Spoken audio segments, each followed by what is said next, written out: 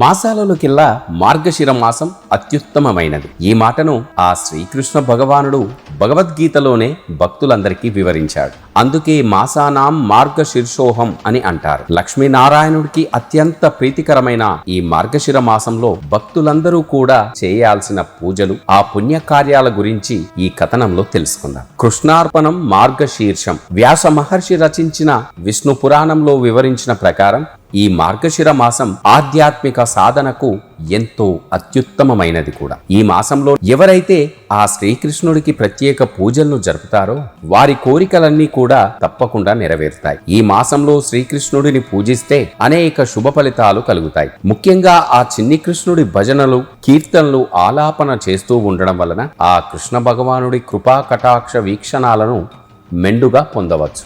మార్గశిర మాసంలో ప్రతి ఒక్కరూ కూడా ఆ శ్రీకృష్ణునికి ఇష్టమైన భగవద్గీతను భక్తి శ్రద్ధలతో పఠించాలి. ఈ మాసంలో గీతా పఠనం ద్వారా సర్వ పాపాలు నశిస్తాయి. ఈ మాసంలో శంఖాన్ని తప్పనిసరిగా ప్రతి ఒక్క భక్తులు కూడా పూజించాలి. దీంతో పాటు శంఖంలో గంగాజలం పోసి ఇంట్లో నలుమూలలా చల్లాలి. ఇలా చేయడం వల్ల ఇంట్లో ఉన్న కుటుంబ సభ్యుల మధ్య ఆ మనస్పర్ధలు తొలగిపోయి సంతోషం వెల్లివిరుస్తుంది. ఈ మార్గశిర మాసంలో ప్రతి ఒక్కరూ కూడా నిత్యం ఓం శ్రీ కృష్ణాయ నమః అనే మంత్రాన్ని తప్పనిసరిగా 108 సార్లు జపించాలి.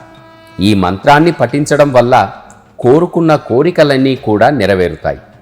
మార్గశిర మాసంలో రోజు తప్పనిసరిగా ఓం నమో భగవతే వాసుదేవాయ అనే మంత్రాన్ని జపించడం ద్వారా ఆ విష్ణుమూర్తి అనుగ్రహాన్ని పొందవచ్చు.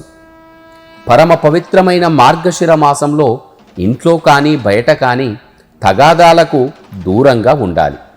ఈ మార్గశిర మాసంలో ప్రతి గురువారం లక్ష్మీదేవి పూజ చేయడం ద్వారా ఇంట్లో ఉన్న దరిద్రం తొలగిపోయి సిరుల తల్లి శ్రీలక్ష్మీదేవి కటాక్షం లభిస్తుంది.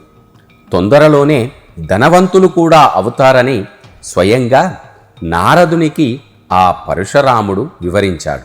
ప్రతి ఒక్క భక్తులు కూడా ఈ మార్గశిర మాసంలో ప్రతి గురువారం రోజున ఆ లక్ష్మీదేవి పూజ చేయడం ద్వారా మనకు ఆ సిరుల తల్లి శ్రీలక్ష్మీదేవి అనుగ్రహం మెండుగా లభిస్తుంది. ఈరోజు గీతాపారాయణం చేయడంతో పాటు భగవద్గీత పుస్తకాలను దానం చేయడం వల్ల మోక్షం లభిస్తుంది. ఈ ధనుర్మాసం మొదలయ్యాక వైష్ణవ ఆలయాలలో తిరుప్పావై పేరిట జరిగే విష్ణుమూర్తి ఆరాధన అత్యంత ఫలదాయకం.